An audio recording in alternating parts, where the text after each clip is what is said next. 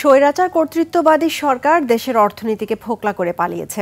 তারা ভারতে বসে দেশে বিশৃঙ্খলা ও পুরনো কায়দায় আগুন সন্ত্রাস করার চেষ্টা করছে বলে অভিযোগ করেছেন বিএনপির স্থায়ী কমিটির সদস্য ডাক্তার এজেডএম জাহিদ হোসেন। জাতীয় বিপ্লব ও সংহতি দিবস উপলক্ষে এক আলোচনায় তিনি শঙ্কা প্রকাশ করে বলেন, ফ্যাসিবাদ বিরোধী ঐক্যে ফাটল তৈরি হলে ফ্যাসিবাদের দোসররা ঢুকে পড়বে। তারা কি ষড়যন্ত্র করছে সেদিকে সতর্ক থাকার আহ্বান জানান এই বিএনপি নেতা। এর আগে রাজধানী সহ দেশের বিভিন্ন জায়গায় ভূমিকম্পে হতাহতের ঘটনায় শোক প্রকাশ করেন ডাক্তার জাহেদ। ভূমিকম্প নিয়ে প্রস্তুতি প্রয়োজন উল্লেখ করে তিনি বলেন, রাষ্ট্রীয়ভাবে জরুরি পদক্ষেপ নিতে হবে।